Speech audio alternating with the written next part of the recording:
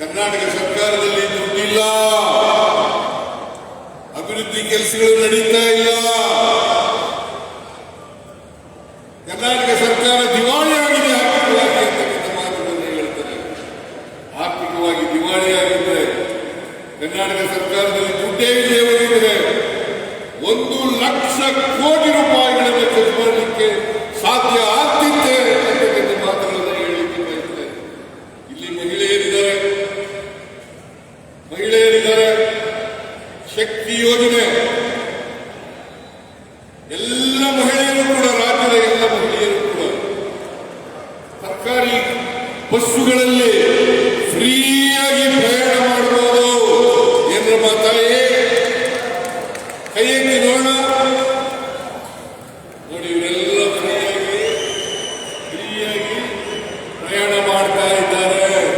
ಯಾವ ರಾಜ್ಯದಲ್ಲಿ ಹೇಳಿ, ಯಾವ ರಾಜ್ಯದಲ್ಲಿ ಫ್ರೀಯಾಗಿ ಇಲ್ಲ?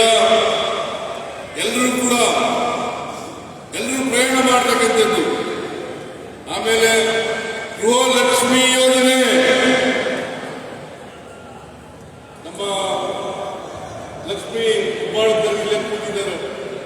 1,26,00,000 ಮಹಿಳೆಯರು ಮನೆ ಯಜಮಾನಿಗೆ ಪ್ರತಿ ತಿಂಗಳು 2,000 ಕೋಟಿ ರೂಪಾಯಿ, 2,000 ರೂಪಾಯಿಗಳನ್ನ ಕೊಡ್ತಾ ಇದ್ದೇವೆ.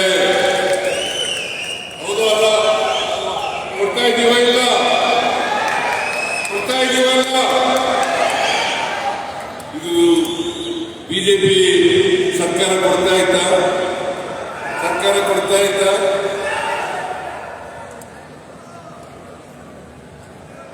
ಗೃಹ ಜ್ಯೋತಿ ಯೋಜನೆಯಲ್ಲಿ 1,62,00,000 ಕುಟುಂಬಗಳಿಗೆ 200 ಯೂನಿಟ್ವರೆಗೆ ಫ್ರೀ ಕರೆಂಟ್. ಸಾಮಾನ್ಯವಾಗಿ ಮಧ್ಯಮ ವರ್ಗದವರು, ಬಡ ಕುಟುಂಬದವರು, ಅವರು ಯಾರ ವಿದ್ಯುತ್ ಶಕ್ತಿ ಬಿಲ್ಲನ್ನು ಕಟ್ಟಬೇಕಾಗಿಲ್ಲ. ಕಟ್ತೀರಾ? ಹೇಳಿ ನೋಡೋಣ. ನೀವೇ ಹೇಳಬೇಕು. ಸರ್ಕಾರದ ಸವಲತ್ತುಗಳನ್ನು ಪಡೆತಕ್ಕಂಥ ಜನ ಇವತ್ತು ಅನೇಕ ಸವಲತ್ತುಗಳನ್ನು ವಿತರಣೆ ಮಾಡಿದ್ದೀವಿ. ಈ ಸವಲತ್ತುಗಳನ್ನು ವಿತರಣೆ ಮಾಡಿರ್ತಕ್ಕಂಥದ್ದು ಸರ್ಕಾರ ದುಡ್ಡಿಲ್ಲದೆ ಮಾಡಲಿಕ್ಕೆ ಸಾಧ್ಯ ಆಗ್ತಿಲ್ಲ. ನಿಮ್ಮ ಜಿಲ್ಲೆಯಲ್ಲೇ ಆದಂತ ಕೆ.ಎಸ್. ಆಹಾರ ಮಂತ್ರಿಗಳು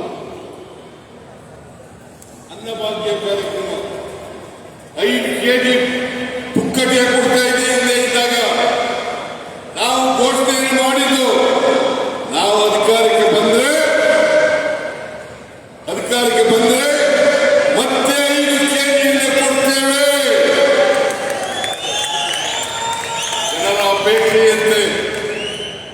ಜನರ ಅಪೇಕ್ಷೆಯಂತೆ 5 ಕೆಜಿ ಹಣವನ್ನು ಕೊಡ್ತಾ ಇದ್ದು, ಅದರ ಬದಲಿಗೆ ಬೇರೆ ಪದಾರ್ಥಗಳನ್ನು ಕೊಡ್ತಾ ಇದ್ದೇವೆ.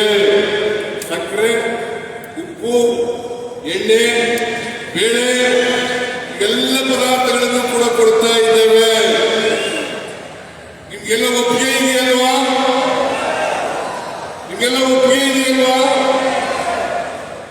ಇದರಿಂದ ಮುನಿಯಪ್ಪನವರು ಮುಂದಿನಿಂದ ಕೊಡ್ತಾ ಇದ್ದಿಲ್ಲ.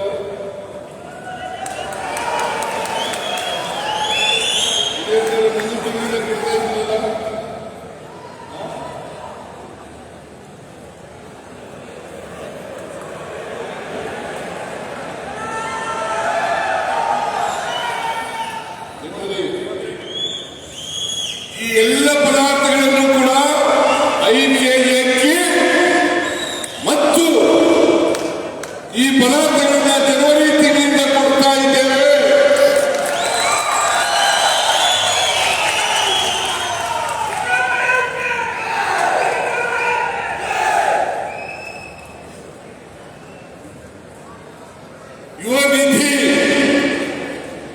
ಯುವ ನಿಧಿ ಯಾರಿಗೆ ಕೆಲಸ ಇಲ್ಲ, ಯಾರಿಗೆ ಕೆಲಸ ಇಲ್ಲ ಅವರಿಗೆ 2 ವರ್ಷದವರೆಗೆ ಭತ್ಯವನ್ನ ಕೊಡ್ತಕ್ಕಂಥ ಕಾರ್ಯಕ್ರಮವನ್ನು ಹಮ್ಮಿಕೊಂಡಿದ್ದೀವಿ.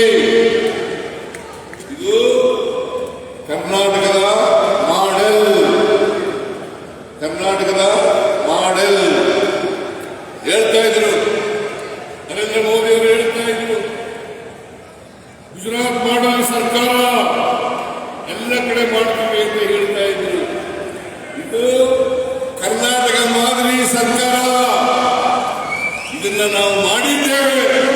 ನಾವು ಮಾಡಿರ್ತಕ್ಕಂಥ ಅನೇಕ ಅಭಿವೃದ್ಧಿ ಕಾರ್ಯಕ್ರಮಗಳನ್ನ ಬಿಜೆಪಿ ಅಧಿಕಾರದಲ್ಲಿರ್ತಕ್ಕಂಥ ರಾಜ್ಯಗಳು ಕಾಪಿ ಹೊಡೆದಿದ್ದಾವೆ ಅಂತಕ್ಕಂಥ ಮಾತುಗಳನ್ನು ಹೇಳಲಿಕ್ಕೆ ಯಾವ ಪ್ರಧಾನಮಂತ್ರಿ, ಯಾವ ಬಿಜೆಪಿ ನಾಯಕರು ಹೀಯಾಳಿಸ್ತಾ ಇದ್ರು ಕಾರ್ಯಕ್ರಮಗಳನ್ನ, ಇವನ್ನ ಜಾರಿ ಮಾಡಕ್ಕಾಗಲ್ಲ ಅಂತ ಹೇಳ್ತಾ ಇದ್ರು. ಅವರೇ ಮೊನ್ನೆ ನಡೀತಲ್ಲ ಚುನಾವಣೆ, ಬಿಹಾರದಲ್ಲಿ ನಡೆಸಿದಂತ ಚುನಾವಣೆಯಲ್ಲಿ 10,000 ರೂಪಾಯಿ ಬಡ ಕುಟುಂಬಗಳಿಗೆ 1 ವರ್ಷದವರೆಗೆ 1 ವರ್ಷ ಕೊಟ್ಟಿದ್ದಾರೆ. ಅದರಿಂದ ಅವರು ಗೆಲ್ಲಲಿಕ್ಕೆ ಸಾಧ್ಯ ಆಯಿತು ಅಂತಕ್ಕಂಥದ್ದನ್ನು ಅರ್ಥ ಮಾಡ್ಕೊಬೇಕಾಗ್ತದೆ. ಸೊ ಹೀಗೆ ಕರ್ನಾಟಕ ಅನೇಕ ಅಭಿವೃದ್ಧಿ ಕೆಲಸಗಳನ್ನು ಮಾಡ್ತೇವೆ. ಜೊತೆಗೆ ಗ್ಯಾರಂಟಿ ಯೋಜನೆಗಳನ್ನು ಕೂಡ ಜಾರಿ ಕೊಟ್ಟಿದ್ದೇವೆ. ಯಾವ ಕಾರಣಕ್ಕೂ ನಿಲ್ಲಿಸಲ್ಲ ಹೇಳ್ತಾ ಇದ್ರು ಬಿಜೆಪಿಯವರು. ಪಾರ್ಲಿಮೆಂಟ್ ಎಲೆಕ್ಷನ್ ಆದ್ಮೇಲೆ ಸಿದ್ದರಾಮಯ್ಯನವರು ನಿಲ್ಲಿಸ್ಬಿಡ್ತಾರೆ, ಈ ಕಾರ್ಯಕ್ರಮಗಳನ್ನು ನಿಲ್ಲಿಸ್ಬಿಡ್ತಾರೆ, ಸರ್ಕಾರದಲ್ಲಿ ದುಡ್ಡಿಲ್ಲ. ನಾನು ಕೇಳ್ತೀನಿ ಬಿಜೆಪಿಯವರಿಗೆ, ಸುಳ್ಳು ಅಪಪ್ರಚಾರ ಮಾಡಕ್ ಹೋಗ್ಬೇಡಿ, ಸುಳ್ಳು ಅಪಪ್ರಚಾರ ಮಾಡಕ್ ಹೋಗ್ಬೇಡಿ. ಜನರಿಗೆ ಗೊತ್ತಾಗಿದೆ ನೀವು ಸುಳ್ಳು ಹೇಳ್ತೀನಿ ಅಂತ ಗೊತ್ತಾಗಿದೆ. 2.5 ವರ್ಷ ಜಾರಿ ಕೊಟ್ಟಿದ್ದೀವಿ, ಮುಂದೇನು ಕೂಡ ಕೊಡುತ್ತೇವೆ ಅಂತಕ್ಕಂಥ ಮಾತುಗಳನ್ನು ಹೇಳಲಿಕ್ಕೆ ಬಯಸ್ತಾ ಇದ್ದೇನೆ. ಅದರಿಂದ ನಾವು ಯಾವ ಕಾರಣಕ್ಕೂ ಕೂಡ ನಿಲ್ಲಿಸಲ್ಲ. ಇವತ್ತು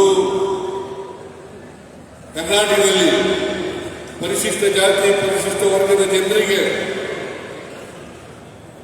SCP TSP ಕಾಯ್ದೆಯನ್ನು ಜಾರಿ ತಂದದ್ದು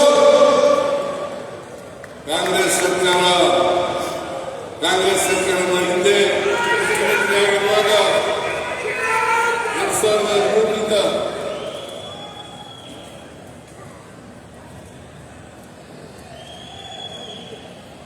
ಮುಖ್ಯಮಂತ್ರಿ ಆಗಿರುವಾಗ SCP TSP ಕಾಯ್ದೆಯನ್ನು ಜಾರಿಗೆ ತಗೊಂಡ್ಬಂದ್ರೆ ಇವತ್ತು 42,000 ಕೋಟಿ ರೂಪಾಯಿಯನ್ನ ಖರ್ಚು ಮಾಡ್ತಾ ಇದ್ದೀವಿ. SCP TSPಗೆ ಪರಿಶಿಷ್ಟ ಜಾತಿ ಪರಿಶಿಷ್ಟ ವರ್ಗದವರಿಗೆ 42,000 ಕೋಟಿ ರೂಪಾಯಿಗಳನ್ನು ಖರ್ಚು ಮಾಡ್ತಾ ಇದ್ದೀವಿ. ನೀರಾವರಿಗೆ 25,000 ಕೋಟಿ ರೂಪಾಯಿಗಳನ್ನು ಖರ್ಚು ಮಾಡ್ತಾ ಇದ್ದೀವಿ. ಸಣ್ಣ ನೀರಾವರಿಗೆ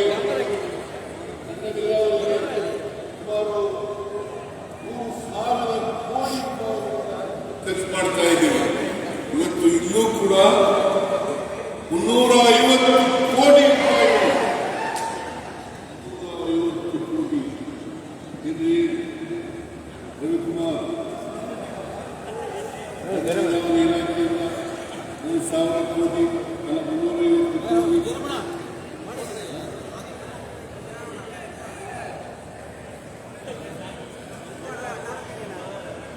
ನಮ್ಮ MLA ರವಿಕುಮಾರ್ ಅವರು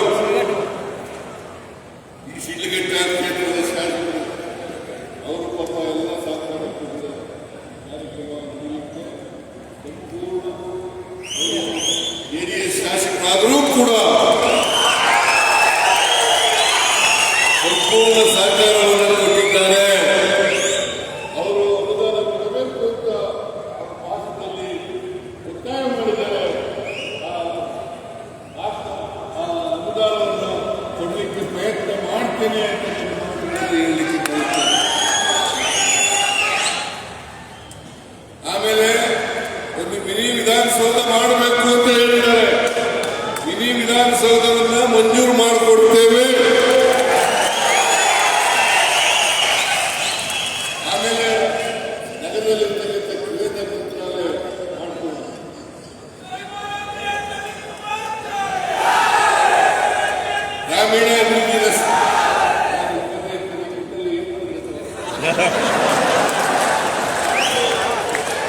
ಗ್ರಾಮೀಣಾಭಿವೃದ್ಧಿ ರಸ್ತೆಗಳಿಗೆ 20 ಕೋಟಿ ಕೊಡಬೇಕು ಅಂತ ಹೇಳ್ತಾ ಇದ್ದಾರೆ.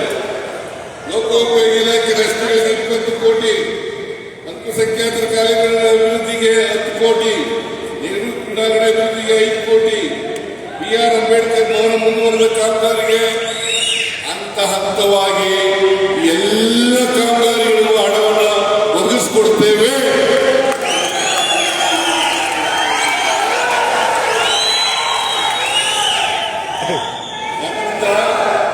ನಾನು ವೈಯಕ್ತಿಕವಾಗಿ ಮತ್ತು ಸರ್ಕಾರದ ಪರವಾಗಿ ರವಿಕುಮಾರ್ ಅವರಿಗೆ ಧನ್ಯವಾದಗಳನ್ನು ಹೇಳಲಿಕ್ಕೆ ಬಯಸ್ತಾ ಇದ್ದೇನೆ.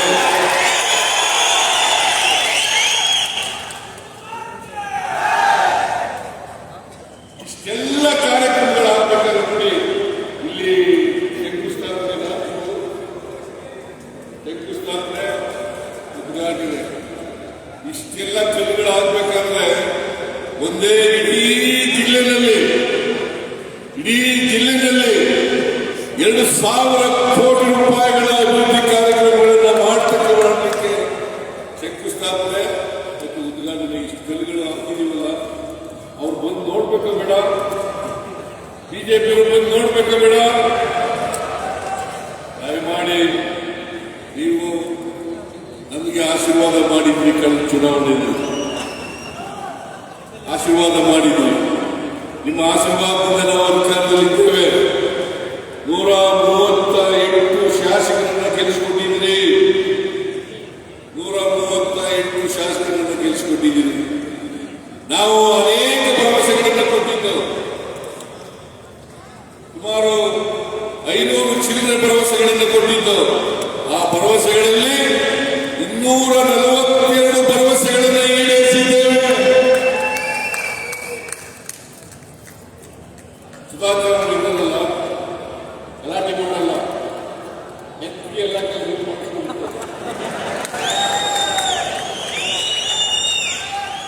ಹಾಗಾಗಿದೆ. ನಮ್ಮ ರೆಡ್ಡಿಗಾರು ನಾಗೇಂದ್ರ ಶಾಸಕರು ಏನ್ ಸರ್ ಸಿದ್ದಾಮಣಿಗೆ ವ್ಯಾಪಾರ ಮಾಡ್ಕೊಂಡಿದ್ದೀವಿ, ನಮಗೆ ಕಡಿಮೆ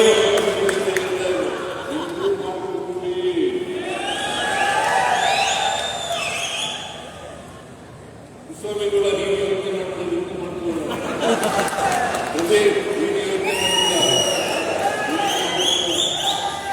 ಈಗ ರವಿಕುಮಾರ್ ಅವರಿಗೆ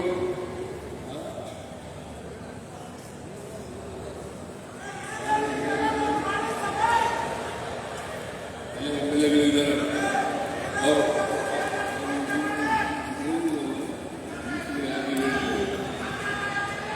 ಕ್ಷಮಿಸಬೇಕು. ಆದ್ರಿಂದ ನಮ್ಮ ಸರ್ಕಾರ ಬಡವರ ಪರವಾಗಿ, ದೀನದಲಿತರ ಪರವಾಗಿ, ಹಿಂದುಳಿದವರ ಪರವಾಗಿ, ಎಲ್ಲ ಜಾತಿಗಳಲ್ಲಿರ್ತಕ್ಕಂಥ ಬಡವರು, ಅವರನ್ನ ಆರ್ಥಿಕವಾಗಿ, ಸಾಮಾಜಿಕವಾಗಿ ಶಕ್ತಿ ತುಂಬತಕ್ಕಂಥದ್ದೇ ನಮ್ಮ ಕೆಲಸ. ಇದೇ ಸ್ವಾತಂತ್ರ್ಯ, ಇವರೆಲ್ಲರಿಗೂ ಶಕ್ತಿ ತುಂಬತಕ್ಕಂಥದ್ದೇ, ಆರ್ಥಿಕವಾಗಿ ಸಾಮಾಜಿಕವಾಗಿ ಶಕ್ತಿ ತುಂಬತಕ್ಕಂಥದ್ದೇ ಸ್ವಾತಂತ್ರ್ಯ ಬಂದದಕ್ಕೆ ಸಾರ್ಥಕ. ಎಲ್ಲ ಕೆಳವರ್ಗದ ಜನ ಮುಖ್ಯವಾಗಿ ಬರಬೇಕಾಗಲ್ಲ, ಈ ಬಡವರು ಬರಬೇಕಾಗಬೇಡ. ಅದನ್ನೇ ನಾವು ಮಾಡ್ತಾ ಇರೋದು, ಗ್ಯಾರಂಟಿ ಮಾಡ್ತಾ ಇರೋದು. ಯಾಕಪ್ಪ ಅಂತಂದ್ರೆ ಆರ್ಥಿಕವಾಗಿ ಸಾಮಾಜಿಕವಾಗಿ ಶಕ್ತಿ ತುಂಬತಕ್ಕಂಥದ್ದು. ಬಾಬಾ ಸಾಹೇಬ್ ಅಂಬೇಡ್ಕರ್ ಅವರು ಹೇಳ್ತಾ ಇದ್ರು, ಎಲ್ಲಿಯವರೆಗೆ ಪ್ರತಿಯೊಬ್ಬರೂ ಕೂಡ ಸಮಾಜದಲ್ಲಿರ್ತಕ್ಕಂಥದ್ದು ಆರ್ಥಿಕವಾಗಿ ಸಾಮಾಜಿಕವಾಗಿ ಸಬಲರಾಗಲ್ಲ, ಅಲ್ಲಿಯವರೆಗೆ ಸ್ವಾತಂತ್ರ್ಯ ಬಂದದಕ್ಕೆ ಸಾರ್ಥಕ ಆಗಲ್ಲ. ಸ್ವಾತಂತ್ರ್ಯ ಬಂದದ್ದು ಸಾರ್ಥಕ ಆಗಬೇಕಾದ್ರೆ ಪ್ರತಿಯೊಬ್ಬರೂ ಕೂಡ ಆರ್ಥಿಕ ಸಾಮಾಜಿಕ ಶಕ್ತಿ ಬರಬೇಕು, ಜಾತಿ ವ್ಯವಸ್ಥೆ ಹೋಗ್ಬೇಕು, ವರ್ಗ ವ್ಯವಸ್ಥೆ ಹೋಗ್ಬೇಕು, ಸಮಾಜ ನಿರ್ಮಾಣ ಆಗಬೇಕು ಅಂತ ಇವತ್ತು ನಾವು ಮಾಡ್ತಾ ಇರ್ತಕ್ಕಂಥದ್ದು. ಅದಕ್ಕೋಸ್ಕರನೇ ಪ್ರಾಥಮಿಕ ಶಾಲಾ ಇದ್ದಾರೆ, ಶಾಲಾ ಕಾಲೇಜುಗಳಲ್ಲಿ ಸಂವಿಧಾನದ ಪೀಠಿಕೆಯನ್ನ ಓದಿಸ್ತಕ್ಕಂಥ ಕೆಲಸವನ್ನ ಮಾಡ್ತಾ ಇದ್ದೇವೆ. ಯಾಕಂತಂದ್ರೆ ಪ್ರತಿಯೊಬ್ಬರಿಗೂ ಕೂಡ ಸಂವಿಧಾನದ ದೇವೋದ್ದೇಶಗಳು ಗೊತ್ತಾಗಬೇಕು. ಈ ದೇಶದಲ್ಲಿ ಅಸಮಾನತೆ ಹೋಗೋವರಿಗೆ ಸ್ವಾತಂತ್ರ್ಯ ಬಂದವರಿಗೆ ಸಾರ್ಥಕ ಇಲ್ಲ. ಸ್ವಾತಂತ್ರ್ಯ ಬಂದದ್ದು ಸಾರ್ಥಕ ಆಗಬೇಕಾದ್ರೆ ನಾಳೆ 79 ವರ್ಷಗಳಾಯ್ತು. ಇನ್ನು ಅಸಮಾನತೆಯ ಸಮಾಜವನ್ನು ನೋಡ್ತಾ ಇದ್ದೀವಿ. ನಾವು ಸಮಾನತೆಯನ್ನು ಮಾಡಬೇಕಾಗಿರ್ತಕ್ಕಂಥದ್ದು ನಮ್ಮೆಲ್ಲರ ಕರ್ತವ್ಯ, ಜವಾಬ್ದಾರಿ ಅಂತಕ್ಕಂಥ ಮಾತುಗಳನ್ನು ಹೇಳಲಿಕ್ಕೆ ಬಯಸ್ತಾ ಇದ್ದೇನೆ. ಅದರಿಂದ ಅಸಮಾನತೆಯನ್ನು ಹೋಗಲಾಡಿಸ್ತಕ್ಕಂಥ ಕೆಲಸವನ್ನು ಸರ್ಕಾರ ಮಾಡ್ತಾ ಇದೆ. ಎಲ್ಲರನ್ನೂ ಒಳಗೊಂಡಂತ ಬಿಜೆಪಿಯವರು ಮನುಷ್ಯ ಸಮಾಜ ನಮ್ಮದು, ಯಾವ ಧರ್ಮನೂ ಕೂಡ ದ್ವೇಷಿ ಅಂತ ಹೇಳಲ್ಲ, ಪರಸ್ಪರ ಪ್ರೀತಿ ಅಂತ ಹೇಳ್ತದೆ ಹೊರತು ಸಮಾಜದಲ್ಲಿ ಬದಲಾವಣೆಯನ್ನು ತಗೊಂಡ್ಬನ್ನಿ ಅಂತ ಹೇಳ್ತದೆ ಹೊರತು ಎಲ್ಲರ ಮುಖ್ಯವಾಗಿ ನಿಲ್ತದೆ ಅಂತ ಹೇಳ್ತದೆ ಹೊರತು ಸಮಾಜ ನಿರ್ಮಾಣ ಮಾಡ್ತೀವಿ ಅಂತ ಹೇಳ್ತದೆ ಹೊರತು ದ್ವೇಷಕ್ಕೆ ಪಾತ್ರ ಇರೋದಿಲ್ಲ. ಪರಸ್ಪರ ಪ್ರೀತಿಸ್ತಕ್ಕಂಥ ಕೆಲಸವನ್ನು ಮಾಡಬೇಕಾಗ್ತದೆ. ಅದಕ್ಕೋಸ್ಕರ ನಮ್ಮ ಸರ್ಕಾರ ಎಲ್ಲರನ್ನೂ ಒಳಗೊಂಡಂತ ಅವರು ಹಿಂದೂಗಳಿರಲಿ, ಮುಸಲ್ಮಾನರಿರಲಿ, ಕ್ರಿಶ್ಚಿಯನ್ರಿರಲಿ, ಬೌದ್ಧರಿರಲಿ, ಸಿಖ್ರಿರಲಿ, ಎಲ್ಲರೂ ಕೂಡ ಸರ್ವ ಜನಾಂಗದ ಶಾಂತಿಯ ತೋಟವನ್ನು ಮಾಡ್ತಕ್ಕಂಥದ್ದೇ ಈ ಸರ್ಕಾರದ ಉದ್ದೇಶ, ಗುರಿ ಅಂತಕ್ಕಂಥ ಮಾತುಗಳನ್ನು ಹೇಳಲಿಕ್ಕೆ ಬಯಸ್ತಾ ಇದ್ದೇನೆ. ಸರ್ವ ಜನಾಂಗದ ಶಾಂತಿಯ ಹಿಂದೂಗಳಿರಲಿ, ಮುಸಲ್ಮಾನರಿರಲಿ, ಕ್ರಿಶ್ಚಿಯನ್ರಿರಲಿ, ಬೌದ್ಧರಿರಲಿ, ಸಿಖ್ರಿರಲಿ, ಜೈನರಿರಲಿ, ಯಾರೇ ಇರಲಿ, ಅನೇಕ ಜಾತಿಗಳಿದ್ದಾವೆ, ಅನೇಕ ಧರ್ಮಗಳಿದ್ದಾವೆ. ನಾವು ಇನ್ನೊಂದು ಧರ್ಮವನ್ನು ದ್ವೇಷಿಸತಕ್ಕಂಥದ್ದಲ್ಲ. ಇನ್ನೊಂದು ಧರ್ಮವನ್ನ, ಬೇರೆ ಧರ್ಮವನ್ನ ಸಹಿಷ್ಣುತೆಯಿಂದ ಕಾಣ್ತಕ್ಕಂಥದ್ದೇ ನಮ್ಮ ಸಂವಿಧಾನ ಹೇಳ್ತಕ್ಕಂಥದ್ದು. ಸಹಬಾಳ್ವೆಯನ್ನು ಮಾಡ್ತಕ್ಕಂಥದ್ದೇ ಸಂವಿಧಾನ ಹೇಳ್ತಕ್ಕಂಥದ್ದು. ಅಲ್ಲಿಂದ ಇದರಲ್ಲಿ ನಂಬಿಕೆ ಇಟ್ಕೊಂಡಿರ್ತಕ್ಕಂಥ ಪಾರ್ಟಿ ಕಾಂಗ್ರೆಸ್ ಪಕ್ಷ ಅಂತಕ್ಕಂಥದನ್ನ ಹೇಳಲಿಕ್ಕೆ ಬಯಸ್ತಾ ಇದ್ದೇನೆ. ಅದರಿಂದ ಬಿಜೆಪಿಯವರು ಮಾತುಗಳಿಗೆ ಕಿವಿ ಕೊಡಲು ಹೋಗ್ಬೇಡಿ. ಸುಳ್ಳು ಹೇಳ್ತಾ ಇದ್ದಾರೆ. ಅವರು ಅಧಿಕಾರದಲ್ಲಿದ್ದಾಗ ಒಂದು ಕೆಲಸನೂ ಕೂಡ ಮಾಡಲಿಲ್ಲ, ಅಭಿವೃದ್ಧಿ ಕೆಲಸ ಮಾಡಲಿಲ್ಲ. ವಸತಿ ಸಭೆಗಳಿಲ್ಲೇ ಇದ್ದಾರೆ. ಒಂದು ಮನೆ ಕೊಟ್ಟಿಲ್ಲ.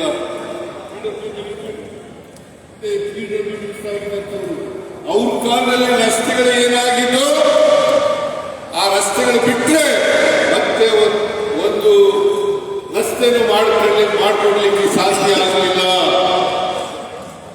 ಇದನ್ನು ನಾವು ಅರ್ಥ ಮಾಡ್ಕೋಬೇಕಾಗ್ತದೆ. ಅದರಿಂದ ಇವತ್ತು ಈ ರೇಷ್ಮೆ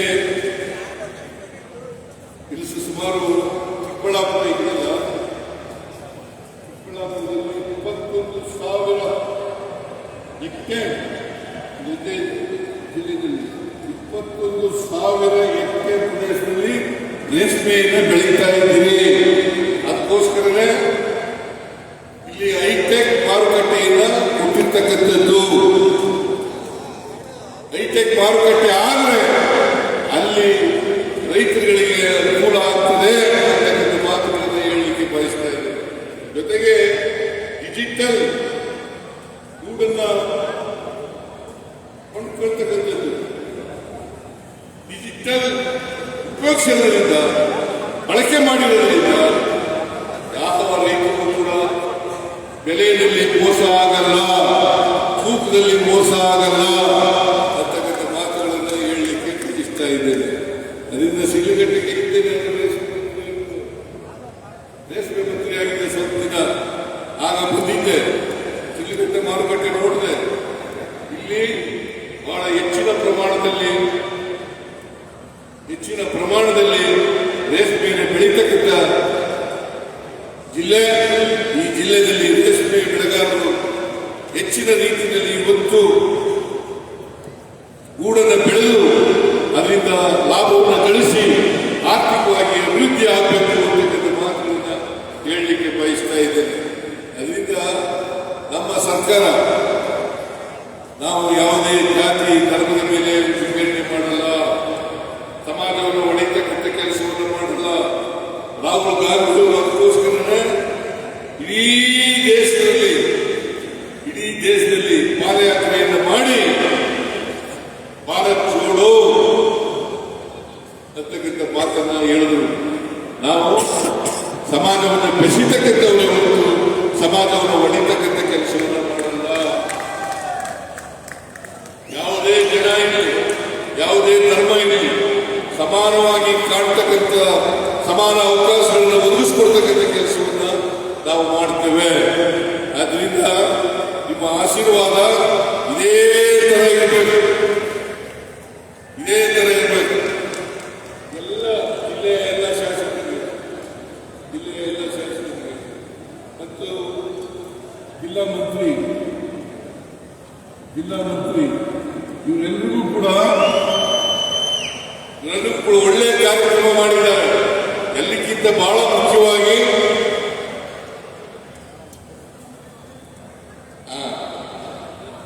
ರೀಲರ್ಸ್,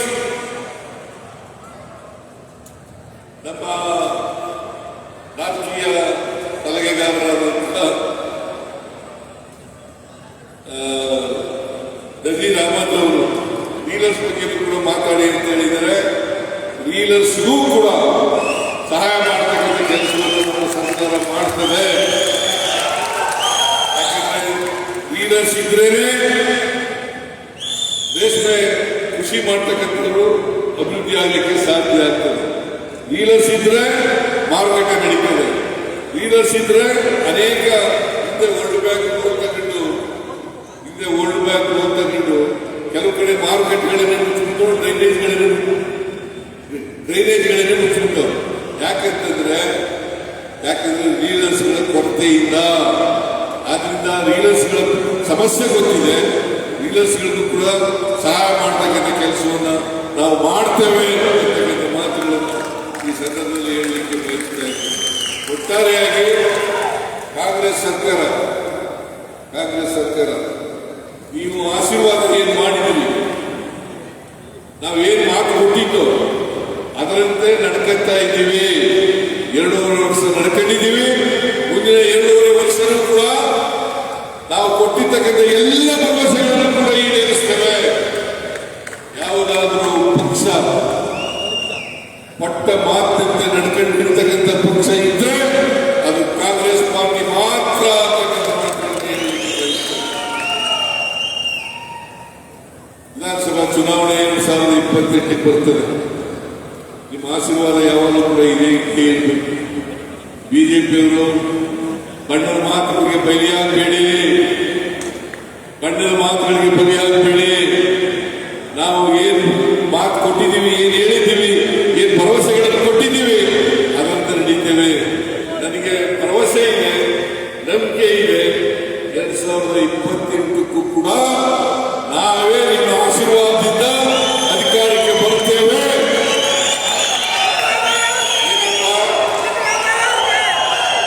ನೋಡೋಣ, ನೀವ್ಯಾರು ಕೈ ಎತ್ತಲಿಲ್ಲ.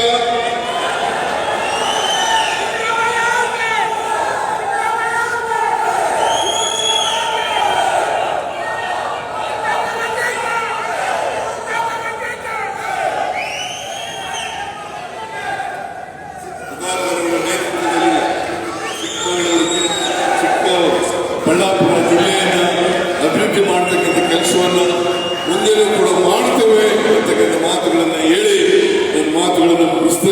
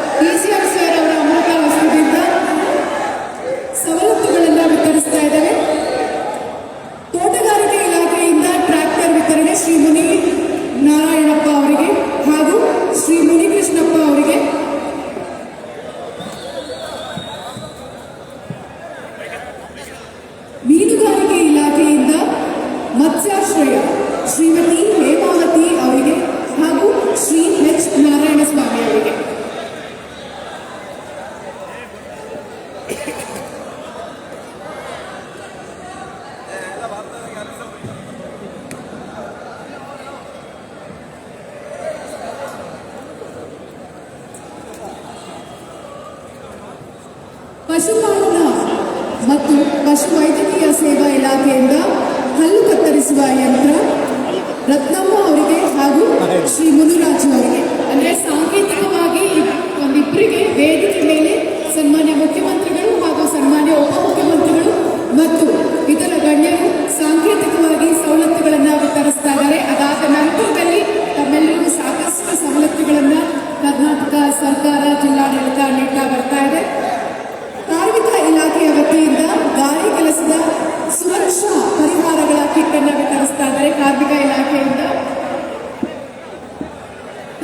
ಇಲಾಖೆಯಿಂದ ರವಿಚಂದ್ರ ಅವರು ಮತ್ತು ಮುನಿರಾಜು ಅವರು ಗಾಳಿ ಕೆಲಸದ ಸುರಕ್ಷಾ ಪರಿಕರಗಳನ್ನು ಆ ಕಿಟ್ ಅನ್ನು ಸ್ವೀಕರಿಸಬೇಕಾಗಿ ವಿನಂತಿಸಿಕೊಳ್ತಾ ಇದ್ವಿ.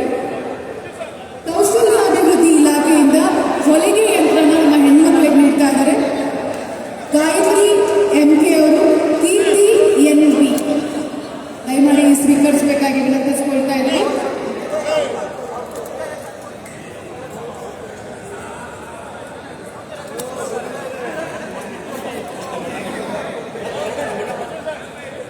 ಚಿಕ್ಕಬಳ್ಳಾಪುರ ಜಿಲ್ಲೆಯ ಕುರುಬರ ಸಂಘದ ಅಧ್ಯಕ್ಷರು ದಯಮಾಡಿ ನಾಗರಾಜ್ ಅವರು ವೇದಿಕೆಗೆ ಆಗಮಿಸಬೇಕಾಗಿ ವಿನಂತಿಸಿಕೊಳ್ತಾ ಇದ್ದೀವಿ. ಕೌಶಲ್ಯಾಭಿವೃದ್ಧಿ ಇಲಾಖೆ ವತಿಯಿಂದ ಹೊಲಿಗೆ ಯಂತ್ರವನ್ನು ವಿತರಿಸ್ತಾ ಇದ್ದಾರೆ ಸಾಂಕೇತಿಕವಾಗಿ ಗಾಯತ್ರಿ ಅವರಿಗೆ ಹಾಗೂ ಕೀರ್ತಿ ಅವರಿಗೆ. ಕರ್ನಾಟಕ ಕೊಳಗೇರಿ ಅಭಿವೃದ್ಧಿ ಮಂಡಳಿ ವತಿಯಿಂದ ಮನೆ ಹಕ್ಕು ಪತ್ರವನ್ನು ವಿತರಿಸ್ತಾ ಇದ್ದಾರೆ.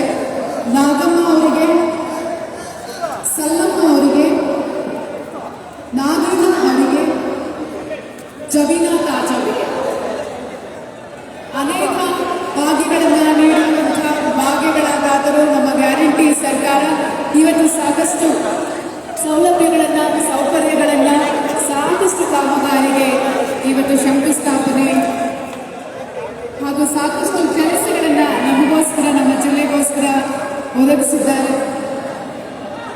ಈಗ ಜಿಲ್ಲಾ ಪಂಚಾಯತಿ ಚಿಕ್ಕಬಳ್ಳಾಪುರ ಇವರ ವತಿಯಿಂದ 32 ಜನರಿಗೆ ಅನುಕಂಪ ಆಧಾರಿತ ಮೇಲೆ ನೇಮಕಾತಿಯ ಆದೇಶ.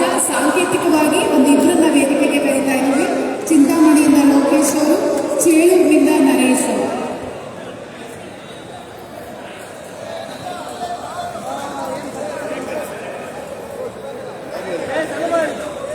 ಚಿಕ್ಕಬಳ್ಳಾಪುರ ಜಿಲ್ಲೆಯ ಕುರುಬರ ಸಂಘದ ಅಧ್ಯಕ್ಷರಾಗಿರುವಂತಹ ಶ್ರೀ ನಾಗರಾಜ್ ಅವರು ದಯಮಾಡಿ ವೇದಿಕೆಗೆ ಆಗಮಿಸಬೇಕಾಗಿ ವಿನಂತಿಸಿಕೊಳ್ತಾ ಇದ್ದಾರೆ.